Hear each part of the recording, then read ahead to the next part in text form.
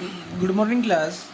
बेटा जो last topic था हमारा वो हमारा डी ब्रोगली इक्वेशन था, ठीक है। तो डी ब्रोगली इक्वेशन हमने पढ़ लिया था, ठीक है। और लास्ट में मैंने आपको बताया था कि भाई जो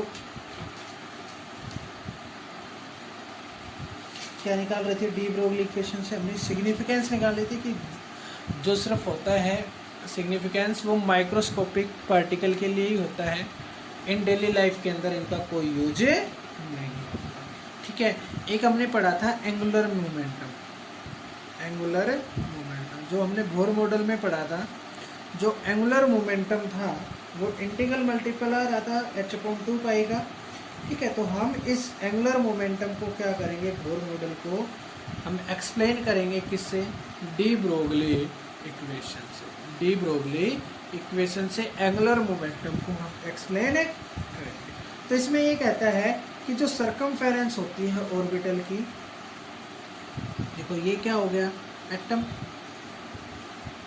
स्फेरिकल सेंटर हो गया न्यूक्लियस का, ठीक है। तो वेव जो होती है वेव इस प्रकार से, वेव क्या होती है,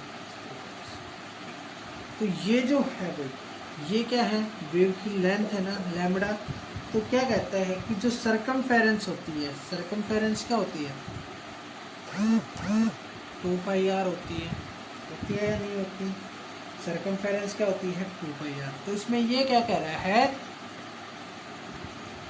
कहता है कि जो सरकमफेरेंस होती है ऑर्बिट की वो इक्वल होती है इंटीग्रल मल्टीपल ऑफ वेवलेंथ। तो इंटीग्रल मल्टीपल ऑफ वेवलेंथ का मतलब हो गया कि जो 2πr सरकमफेरेंस है वो वेवलेंथ लैम्बडा, इसके इंटीग्रल मल्टीपल मतलब n लैम्बडा के इक्वल होती है। तो ये देखो ये जो लैम्बडा है तो ये इंटीग्रल मल्टीपल हो गया इस सरकमफेरेंस का, तो n लैम्बडा के इक्वल होती है। यहाँ से क्या कहता है कि जो 2πr होता है वो हो गया n, लैम्बडा की जगह आप क्या लिख सकते हो बताओ, डी ब्रोगली इक्वेशन में पढ़ा था अपने, लैम्बडा की जगह आप लिख सकते हैं h/mv, h/mv, mv को इधर लेके आ जाओ, 2πr को इधर लेके आ जाओ, तो ये हो जाएगा mvr इक्वल में nh/2π। तो यही बोला था mvr यानी कि जो एंगुलर मोमेंटम होता है वो h/2π के क्या होता है, इंटीग्रल मल्टीपल होता है। तो बोर मॉडल में हमने यही बताया था, और ये हम किससे प्रूव करेंगे, डी ब्रोगली इक्वेशन से हमने ये प्रूव कर दिया। इसमें मेन बात ये याद रखनी है कि जो सरकमफेरेंस होती है वो इंटीग्रल मल्टीपल होती है किसके, लैम्बडा, ठीक है भाई। ये सिंपल सी बात थी जो इसके अंदर प्रूव। दूसरा क्या प्रूव करना है भाई, इसके अंदर डी ब्रोगली वेवलेंथ निकालनी है, de Broglie wavelength in term of potential, ठीक है। पोटेंशियल के टर्म में हमें क्या निकालनी है, डी ब्रोगली वेवलेंथ। तो इसमें जो क्या कहता है कि जो पोटेंशियल होती है वो क्या होती है 1/2 mv², और इलेक्ट्रॉन की पोटेंशियल होती है इलेक्ट्रॉन। यहाँ से v की वैल्यू निकाल लेंगे तो v की वैल्यू हो जाएगी 2 इधर चला गया 2ev अपॉन में क्या हो जाएगी, और किसमें आ जाएगा, अंडररूट में आ जाएगा, ठीक है। देखो यहाँ से क्या करना है, put the value of de Broglie equation. देखो हमारी डी ब्रोगली इक्वेशन क्या आई थी, लैम्बडा इक्वल में h/mv आई थी। तो अब v की जगह क्या करना है, ये वैल्यू पुट कर दो, ये हो जाएगा h/m, और v की जगह हो जाएगा 2 इलेक्ट्रॉन वोल्ट अपॉन में m, ठीक है भाई। इस टर्म को आगे बढ़ाएंगे तो hm बाहर आ जाएगा, ठीक है, पूरा हो जाएगा 2 ये ऊपर चला जाएगा m अपॉन में 2 इलेक्ट्रॉन,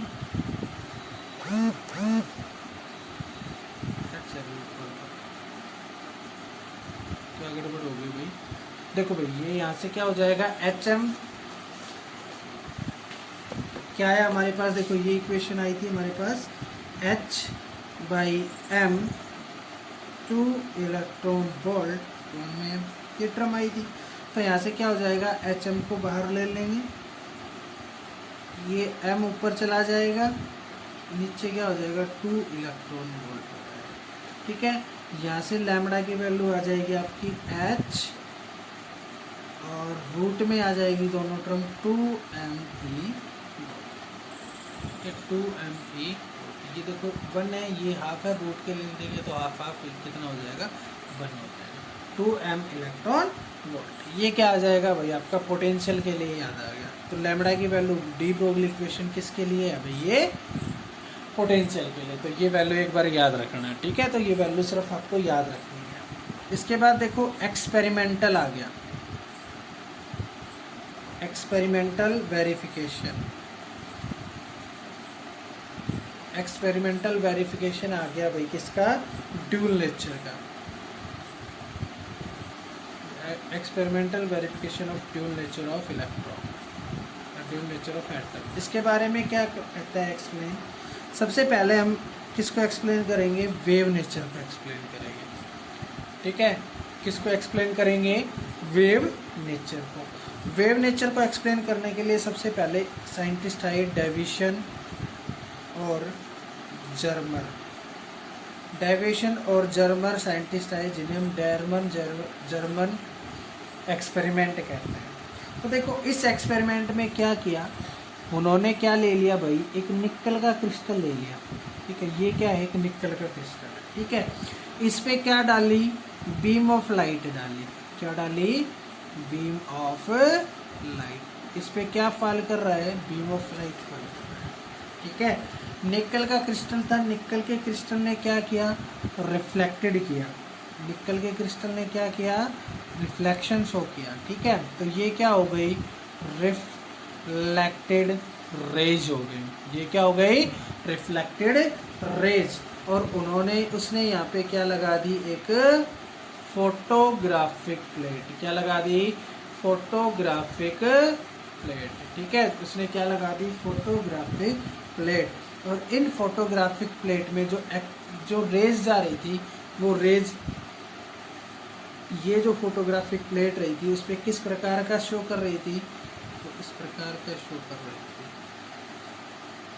ठीक है, एक डिफ्रैक्शन बोलते हैं फिजिक्स की भाषा में इसको, कि वो डिफ्रैक्शन पैटर्न शो कर रही थी।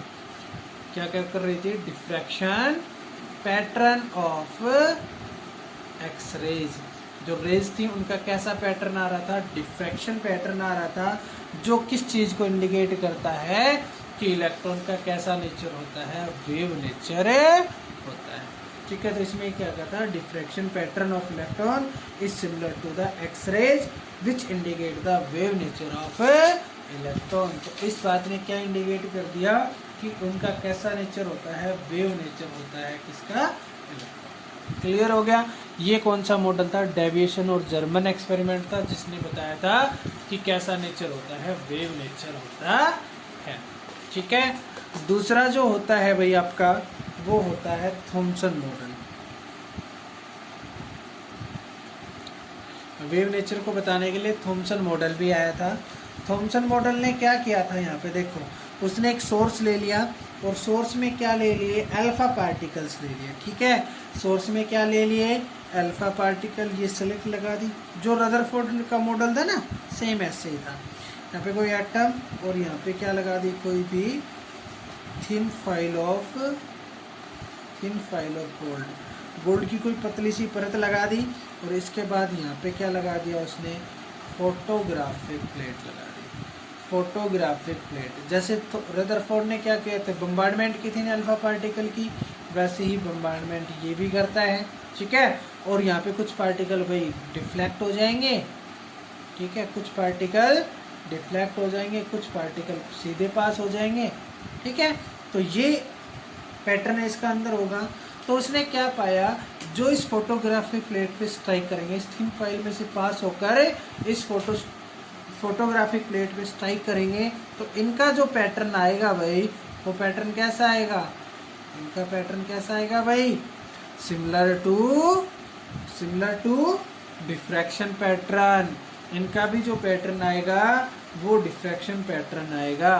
कैसा आएगा, डिफ्रैक्शन पैटर्न। ठीक है, जैसा पैटर्न किसके अंदर था, जर्मन और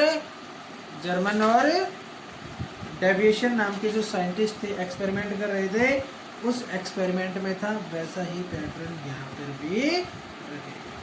ठीक है, एक्सरेज के बिल्कुल सिमिलर रहेगा, तो इसलिए हम इसको क्या कहते हैं, वेव कैरेक्टरिस्टिक्स या वेव नेचर ऑफ इलेक्ट्रॉन।